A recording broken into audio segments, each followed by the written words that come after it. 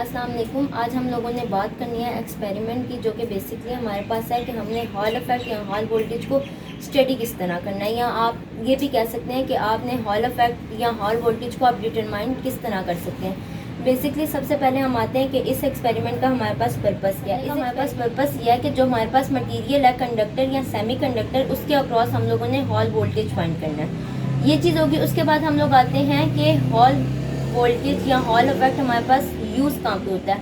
Hall effect को हम इसलिए यूज़ करते हैं कि जो हमारे पास कंडक्टर या सेमी कंडक्टर, जो भी मटेरियल हम यहाँ पे यूज़ कर रहे हैं, वो पी टाइप है या एन टाइप है। देन अब हम लोग आते हैं हॉल इफेक्ट की डेफिनेशन की तरफ। अब हॉल इफेक्ट की डेफिनेशन क्या है? अब उसमें ये है कि जब किसी भी करंट कैरिंग कंडक्टर या सेमी कंडक्टर में उसको हम मैग्नेटिक फील्ड में प्लेस करते हैं, और उस कंडक्टर को हमने मैग्नेटिक फील्ड में प्लेस भी इस तरह करना है कि जो उसमें से करंट फ्लो कर रही है और जो मैग्नेटिक फील्ड है उसकी डायरेक्शन और जो करंट की डायरेक्शन है वो एक दूसरे के परपेंडिकुलर होगी। जब करंट और मैग्नेटिक फील्ड की डायरेक्शन एक दूसरे के परपेंडिकुलर होगी तो उस कंडक्टर या सेमी कंडक्टर में एक वोल्टेज डेवलप होगा।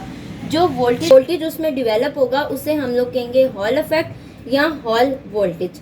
अब हम लोग आते हैं इस एक्सपेरिमेंट के ऑपरेटर्स की तरफ। ऑपरेटर्स में हमारे पास क्या क्या चीज़ें हैं। ऑपरेटर्स में हम लोगों ने एक इलेक्ट्रोमैग्नेटिक लेना है जिसे हम मैग्नेटिक फील्ड में रखेंगे। जब हम इस इलेक्ट्रोमैग्नेटिक में से करंट पास करेंगे तब ये मैग्नेट की तरह बिहेव करेगा और इसमें मैग्नेटिक फील्ड प्रोड्यूस होगी, और इस करंट और मैग्नेटिक फील्ड की डायरेक्शन हमेशा से परपेंडिकुलर ही होगी। उसके अलावा हमारे पास एक और चीज़ होगी यहाँ पे, करंट सप्लाई। करंट सप्लाई हमारे पास इसलिए है कि इस मैग्नेटिक फील्ड में करंट प्रोड्यूस करेंगे तभी हमारे पास मैग्नेटिक फील्ड प्रोड्यूस होगी।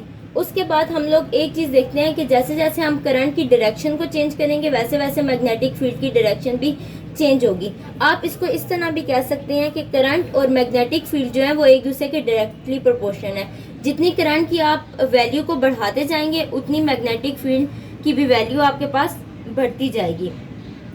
उसके बाद जब आपने इस कंडक्टर को रख दिया मैग्नेटिक फील्ड के अंदर, इसमें मैग्नेटिक फील्ड प्रोड्यूस हो गई है, करंट और मैग्नेटिक फील्ड की डायरेक्शन परपेंडिकुलर है, इसमें वोल्टेज प्रोड्यूस हुआ है। तो जो वोल्टेज इसमें प्रोड्यूस हुआ है उसको हम वोल्ट मीटर के थ्रू डिटरमाइन करेंगे, और जो वोल्ट मीटर के थ्रू हमने उस वोल्टेज को डिटरमाइन करना है, और जो वोल्टेज है वो हमारे पास कहलाता है हॉल वोल्टेज या हॉल इफेक्ट की कैलकुलेशन की तरफ। इस एक्सपेरिमेंट की कैलकुलेशन में सबसे पहले हमने दो चीज़ें ली थी, इलेक्ट्रिक और मैग्नेटिक फील्ड। वो इलेक्ट्रिक फील्ड और मैग्नेटिक फील्ड एक दूसरे के इक्वल हैं। देन ई इलेक्ट्रिक फील्ड मैग्नेटिक फील्ड का हमारे पास क्या फार्मूला होता है, QVDB, और ई इलेक्ट्रिक फील्ड का हमारे पास क्या फार्मूला होता है, QEM। इस पे हमारे पास जो VD है वो हमारे पास ड्रिफ्ट वेलोसिटी है, और जो B है हमारे पास वो हमारे पास मैग्नेटिक फील्ड है, और यहाँ पे जो हमारे पास EM है वो हमारे पास हॉल इलेक्ट्रिक फील्ड है। उसके बाद हम लोग आते हैं कि Q से कट हो जाएगा। देन हमारे पास यहाँ पे बचता है drift velocity multiply by magnetic field is equal to Hall electric field. जैसा कि हम लोगों को पता है कि हमारे पास पोटेंशियल डिफरेंस की क्या वैल्यू होती है, हमारे पास पोटेंशियल डिफरेंस का क्या फार्मूला होता है। हमारे पास पोटेंशियल डिफरेंस का फार्मूला है V is equal to EM Hall electric field multiply by distance या विड्थ ऑफ द कंडक्टर। अब ये जो हमारे पास EM है ये हमारे पास इक्वल है VDB के। यहाँ पे हम EM की वैल्यू पुट कर देंगे तो हमारे पास पोटेंशियल डिफरेंस इक्वल हो जाएगा VD मल्टीप्लाई बाय BD।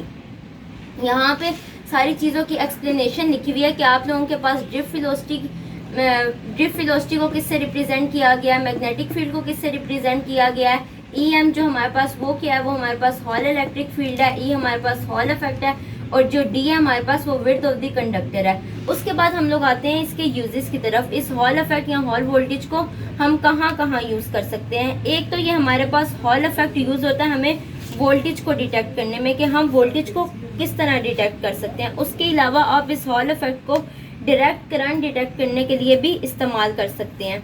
उसके अलावा आप हॉल इफेक्ट को मैग्नेटिक फील्ड को डिटेक्ट करने के लिए भी यूज़ कर सकते हैं, और हॉल इफेक्ट का जो बेसिक पर्पस होता है वो सेंसिंग इक्विपमेंट्स भी है। इसकी एग्जांपल आपके पास ये है, जिस तरह आपके पास सिक्योरिटी सेंसर्स होते हैं और आपके पास फ़ोन में थंब सेंसर्स होते हैं, ये चीज़ें हैं कि आप इस हॉल इफेक्ट को इन जगह पे यूज़ कर सकते हैं।